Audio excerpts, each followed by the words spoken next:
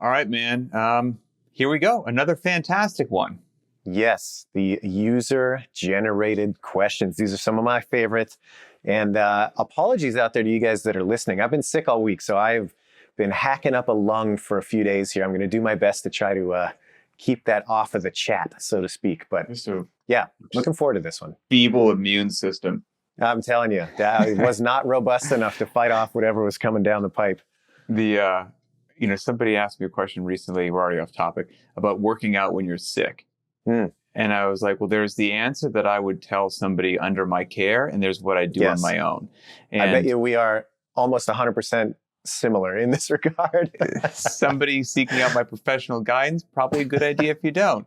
Me with, 3 kids, which, daycare is basically you pay somebody to hold your kids, get them sick, and then give them back to you. Like, there's always something moving around the household. I'd never get in a workout. So, I go and I get it done in some way, shape, or form. Ideal? Yeah. No, but hey, I'm all good. I am very, very much the same. And unless I'm really beat up, I'm going to try to get in and do something. Now, that being said, I know it's not going to be like a real brutal effort, but I'm definitely going to break a sweat for sure.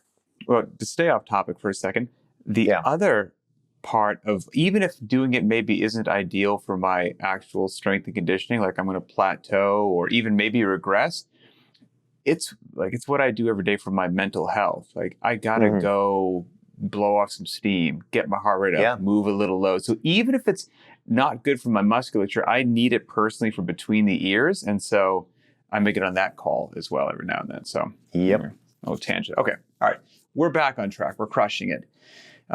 Always. Yeah, always. So before we even get in, I'm going to say, go to variednotrandom.com, check out all the cycles that we offer, get your first strict pull-up, learn how to fight a bear. There's linear back squat progressions, Olympic lifts, muscle ups, handstand walk, cool stuff. Help support the show.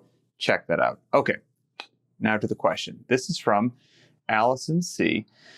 And I think that she sent this to VNR on Instagram, maybe. Here's what she says. Hi, Pat and Adrian. I'm a huge fan of the podcast. I'm 50 years old and I've been doing CrossFit for 8 years now.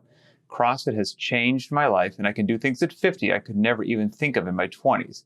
I work hard at learning new skills. I just got my bar muscle up after working for almost a year on building my lats, and that journey has been amazing. First of all, yeah, right on.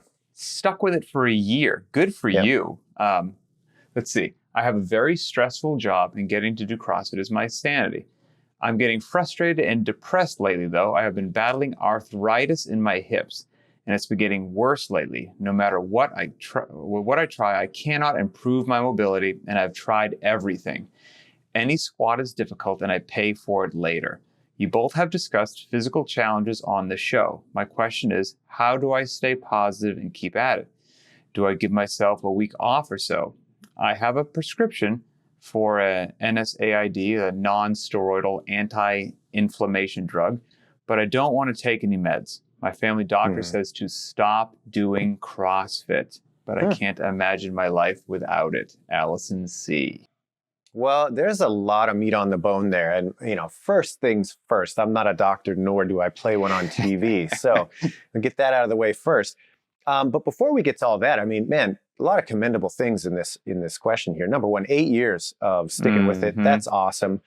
That's exactly what you want to hear from somebody. And then that second phrase of, hey, I can do things now at 50 that I couldn't do at 20. That's it. And full stop. Winning. That's the utility of the long-term vision. So congrats to that. Secondly, okay, you've got this arthritis in the hip. That's a real drag. Arthritis is no fun and no joke, depending on the severity and how advanced it is, that can be really, really debilitating. But I do think that there's a couple general strategies that you can employ to, if not, I don't think you're going to make it go away by changing your squat, but you can certainly have that same sense of progression if your focus has changed a little bit. And in my opinion, I think you can kind of keep your head in the game a little bit just by modifying what you think is important in that scenario. So to me, that's what it, more broadly, if you're in the game long term, be that 8 years, 10 years, 15 years, whatever, sooner or later, there's going to be some circumstance that pokes its head in and says, hey, this ideal training plan that you think you've been following, you're going to have to change it to some degree. And if you are rigid about that, your head is not going to accept that this is now what has to happen. And it's going to be, you'll adopt a defeatist stance on that. So it could be arthritis. It could be a major life event. It could be something else. It doesn't matter. There will be something that says, hey, perfect training plan's out the window and you have to adjust. So getting your head right around that, regardless of the circumstance, I think is priority number one. Somebody at various times in your life drops a monkey wrench on your head to your plan. Absolutely. And they might drop it from 10 feet or 10,000 feet or 10 miles. Like it's going to hit you eventually on some sort of unknown timeline. Yeah. So if arthritis is what hit you, just I looked up online here the actual definition. And arthritis is the swelling and tenderness of one or more joints. The main symptom of arthritis are joint pain. Main symptoms, arthritis, are joint pain and stiffness, which typically worsen with age. The most common types of arthritis are osteoarthritis and rheumatoid arthritis. Osteoarthritis causes cartilage, the hard, slippery tissue that covers the ends of the bones where they form a joint, to break down, whereas rheumatoid arthritis is a disease in which the immune system attacks the joints, also beginning with the lining of the joints. So the poor lining of the joints is coming under attack in one way, shape, or form, no matter what. And I've got, as we'll get into it at the end of this episode, some very personal investment in this topic as well. But before I gave my 2 cents from dealing with arthritis for a very long time, I wanted to make sure, as we said, neither one of us are medical doctors, but we know people, if you will. So we called a mutual friend, Dr. Sean Rocket, great orthopedic surgeon in the New England area. And I read him this exact question on the phone today and, had him tell us what would go through his mind if he was answering Allison. The cool thing was it lined up very nicely with what we were saying. So you mentioned modifying, and that was one of the things that Dr. Rocket said as well, is like, look, as obvious as it might sound, you might have to stay away from things that hurt. You might have to back off some things. Backing off things might not be unreasonable, and that's not stopping. That's backing off or modifying, because one of the things that the good doctor said was movement is your friend. And so you don't want to just come to an all halt. You want to try to keep the joint moving, because arthritis wants to just harden that joint. And so one of your few defenses against that is going to be ideally keeping it in motion. And so maybe your, A to G squat that you've had for years, is now a squat to parallel. That might be the life that you live for a while. And that might really bother you between the ears, but you just might have a mechanical limitation, and that's where you are now. But that's far better than just saying, well, I don't squat anymore. Or if super heavy load causes you some sort of acute pain, well, now you're moving moderate load and you're increasing the rep range a little bit. Those are still gigantic wins. Or you're reducing the load even more, but you're doing something along that scale to try to preserve that movement, to keep the joint moving for as long as you can, to help lengthen that range of motion over the course of your life. And so that was one of his primary tips as well. Yeah, I'll also say on that modification can take many different forms. So you mentioned reduction in load, maybe a little bit of change in terms of what full range of motion looks like now. Those are great examples. But I think something else that people don't take into consideration is just a simple setup modification. And oftentimes, that's something that people kind of gloss over is, okay, maybe you've been somebody with really great flexibility and mobility, and you've been able to squat with a relatively narrow stance, relatively straightforward foot placement. Maybe that's not going to serve you anymore. I would play around with just that setup and that stance and see if maybe a little bit more turnout, maybe a wider stance, or more narrow, depending on where you are. Excuse me. But it's worth the experiment to play with some of those things and see if you can't get a little relief, because it could be as simple as that. Okay, this one position just isn't appropriate anymore. Other things too is that variations on movements can often be surprising at what aggravates and what alleviates. So, for example, you might find that taking squats as an example, you're like, man, back squats just really wreck me, but front squats or goblet squats at a moderate load are something that I can get away with a little bit more, or vice versa. I don't know what's going to be right in this particular circumstance, but playing around with not just the intensity, meaning the load and the range of motion and things like that, but the style of squat, the placement of load, things like that. You'd be surprised at how sometimes just a simple modification in that way can be really, really helpful. And it can help to kind of, like I said earlier, keep your head in the game. Once you get around, it's like, all right, I can't do this version of squat anymore. That's okay, because I have this other version that now I can focus on, and it fills that gap. Well, I would say too, even on some of the days where squatting's not going to be my friend, and if I have enough time, I can usually warm up for the squat. But if I'm rushed, it's not a good thing. A narrow stance usually treats me better than a wide stance, because I've lost some of that movement about the joint over the course of the years. But even on those days, even on like my most gloomy outlook for squatting day, I can lunge. And so I will do just like a heavy weighted lunge for distance, like until a distance that I feel like I'm having a direct conversation with Satan of like how bad my legs hurt. That's when I know to stop lunging. There's plenty of strength and fitness to be had in miserably loaded, miserably distant, weighted lunges. And that, for me personally, so that's just another way that I'm developing leg strength. I'm getting below parallel or darn close to it, let's go ahead and say. And I've yet to be hindered in my real life by making that substitution. 100%. Yep. And again, that's, to go back to the mentality of it, to me, that illustrates exactly what I was talking about, where okay, maybe squatting is not on the table, but I still have something that I can sink my teeth in. And if you were to become, let's just say, maybe you never squatted again, but you became a lunge specialist, you're not going to be shortchanged. You'll be just as competitive with the person to your right or to your left when it comes to, usable leg endurance and practical application of that. As the next person. So to me, that's what it's all about is, okay, what can I channel my efforts and my enthusiasm into, knowing that this other thing might not be available? 100%. And so let's see, getting back to some of the stuff that Allison mentioned, that she said she has some of those non-steroidal anti-inflammation drugs, but doesn't really want to take them. And, when I talked to Dr. Rocket earlier, he said, that's a very common prescription somebody might get, and prescription not meaning necessarily that they're potent. They can be available over the counter. He said a lot of them are just Motrin and Aleve, quite frankly.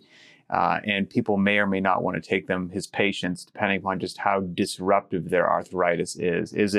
Does it fall under the general nuisance and it's slightly annoying category, or is it so chronic and aggravating that it you can't sleep? Okay, now we're talking about something different. You get several nights of not sleeping, your life's going to go down the toilet quickly. And so that might be a great place for some of those to work into your life. And he also said that, physical therapy might help. And the three major areas of physical therapy with something like a hip would be range of motion work, again, keep it moving, stretching and strengthening, so, and quite frankly, a lot of that we do in CrossFit or your strength and conditioning through your general warm-up, the actual workout of the day, and then your cool down and stretching at the end. Whether you realize it or not, you're getting a lot of that in. Yeah, absolutely. And one thing I'll say on that too, because I'm very much of that mindset where, given the choice to never see a doctor again, never engage in prescription drugs again, that's the side of the fence that I'm pretty firmly on. It takes a lot for me to have to, put something down my gullet from the pharmaceutical category.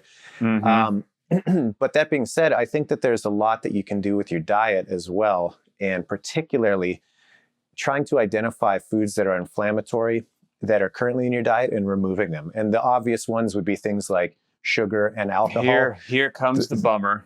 I know. Yeah. The old drag Bosman, just pulling you down. But if you can limit those inflammatory foods within the diet, it can go a long way in just making you feel a little bit better. Again, it's probably not going to be a cure. That's not what I'm saying. But if it's something you haven't dug into, you can be surprised at how profound the impact of something like that can be once you start stepping away from that. And it might not be an immediate thing either, but over the weeks and months, as you eliminate more and more of those from your diet, you tend to find that you're moving a little bit better.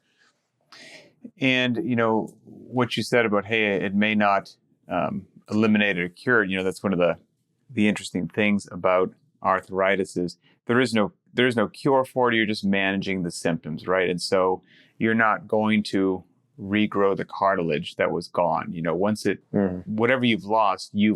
And if you're continuing to erode it, you ain't going to get it back, And so some of the other things the good doctor said, depending upon where a patient is on their level of severity, what they're dealing with, what they can tolerate, what they hope to do with their body, et cetera, if we've gone from, Aleve and Motrin and strength and conditioning and physical therapy and all that, then one of the other things you could potentially look at is a cortisone injection. And he said this would be a step that is probably right before a hip replacement surgery. This is somebody who's dealing with something relatively, it's quite severe. It's disrupting their life. It's a big deal. And he said some people do have good results with that. And so Allison might want to speak with her physician as to, is she a candidate for that based upon what the physician knows and what she's dealing with. He said not everybody does, so it's not a one-size-fits-all. And the other important thing to realize is that the cortisone injection, it's not, again, there's no cure, so it's not curing it. It is kind of a temporary Band-Aid. He said, but some people actually respond to it profoundly well and have decreased pain and they feel good. And so that might be something to look into as well, depending upon where Allison is on that whole spectrum. Yeah, and that I think is the important thing to recognize too, is that there is a significant range there as far as, where you are along that continuum and what's appropriate because of it.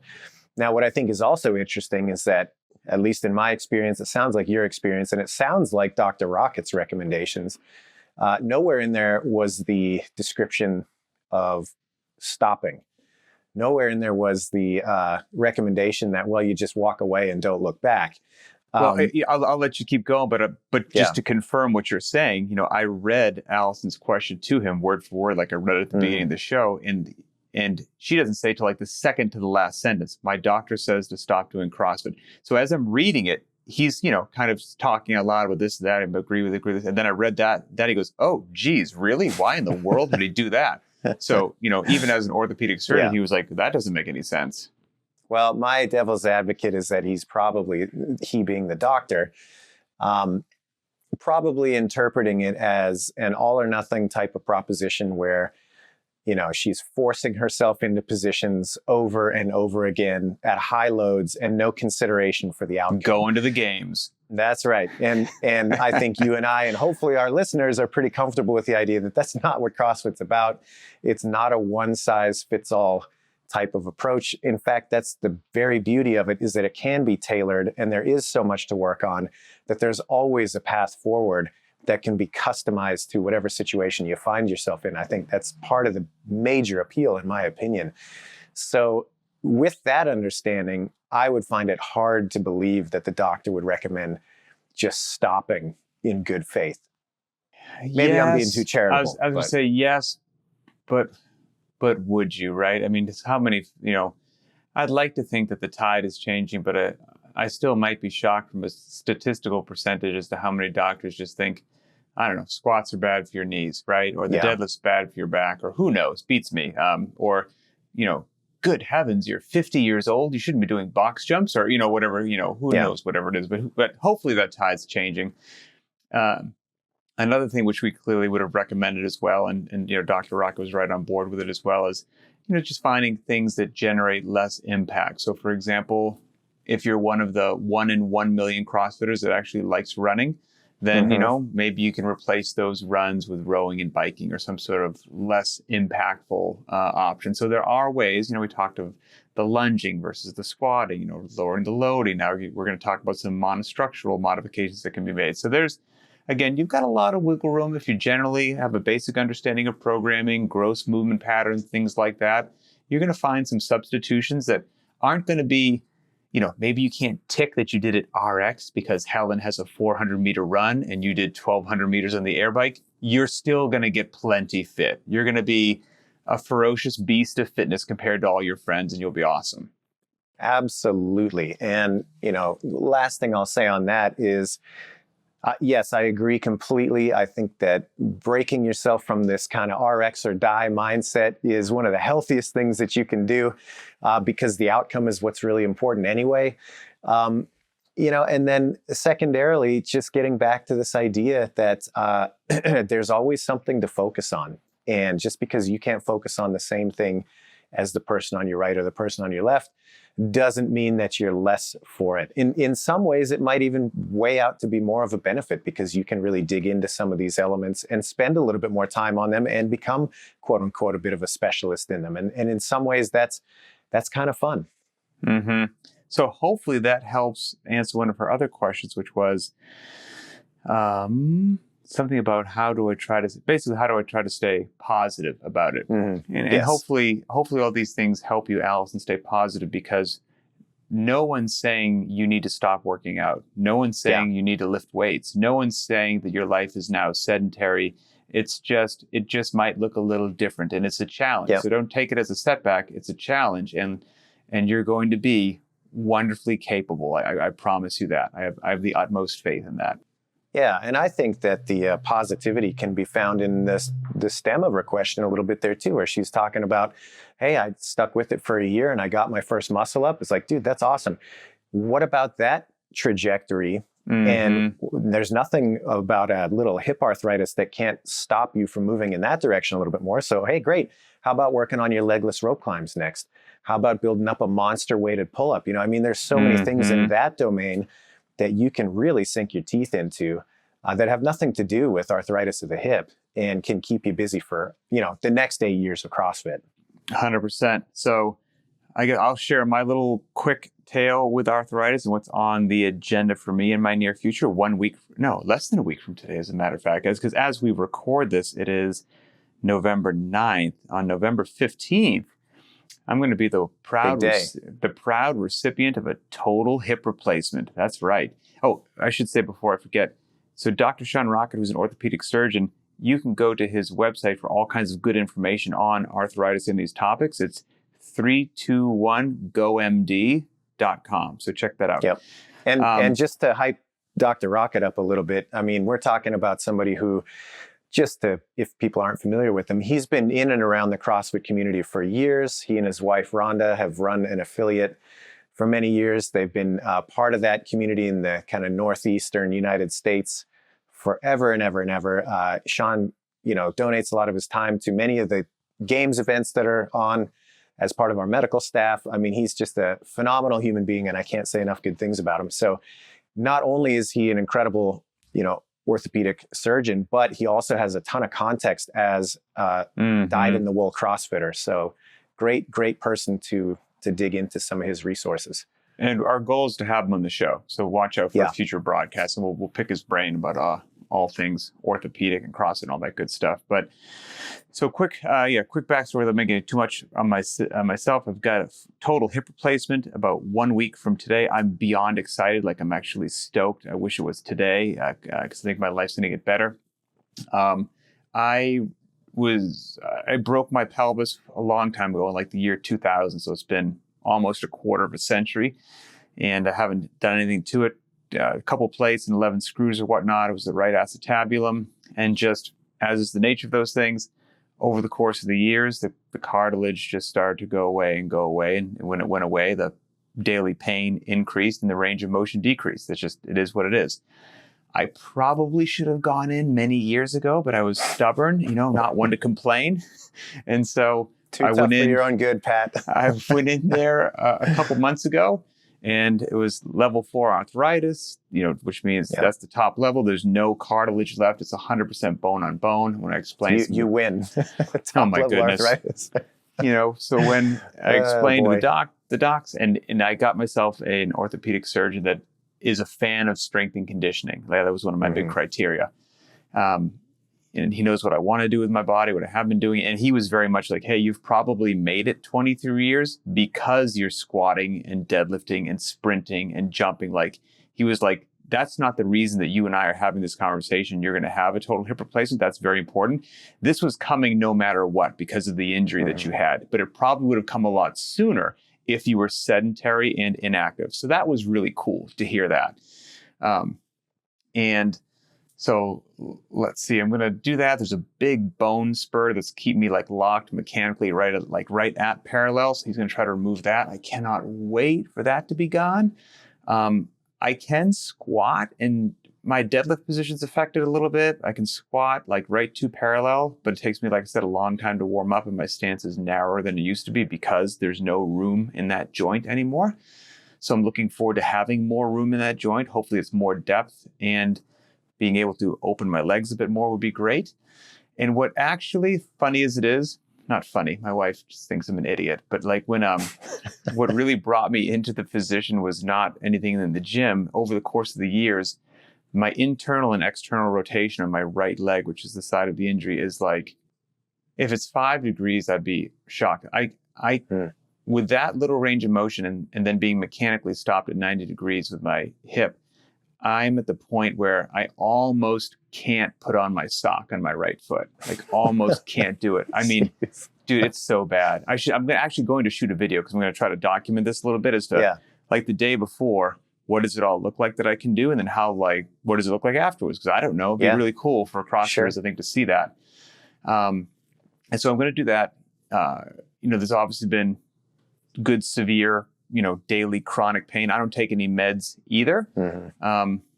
And so I'm curious to see if that goes away, but any reduction in pain and any increase in range of motion will be awesome. So I'm very much looking forward to that. And then I'll be fascinated just to see what the rehab process looks like. I'm not going to be a knucklehead. I've done dumb things before. I don't want to rush back to 70%. I'm going to take my time and get as close to 100 as I can for the rest of my life. And I'll just be modifying the daily Linchpin workouts. Quite frankly, I'm not going to do anything special. Yeah. I'm going to just modify it exactly what we're telling Allison. So I'm going to live exactly what we said on this episode. So that's it. And I'll share and chronicle that. And if we have Dr. Rocket on, it'll probably be a couple weeks after my surgery. So that'll be kind of cool for me to check in with him. Well, that'd be good. It'll keep you honest, at least. Yeah, he'll be able to put the smack down on you if you're trying to do too much too soon. When I was chatting with him today, I told him this question, and then I didn't tell him anything about my situation. And I'm going in next week. And he's like, wait, what? And I was like, yeah. He goes, is the question about you or about this Allison? He's like, is Allison real? I'm like, no, Allison's real. This is a real question. Awesome. I just happened to do that. So yesterday in the gym, which is kind of cool, was a heavy front squat. I worked up to a heavy triple at 275 with level 4 arthritis, bone on bone, and intense daily chronic pain, So, right. And again, that was what helped me make it 23 years. I chose to never slow down.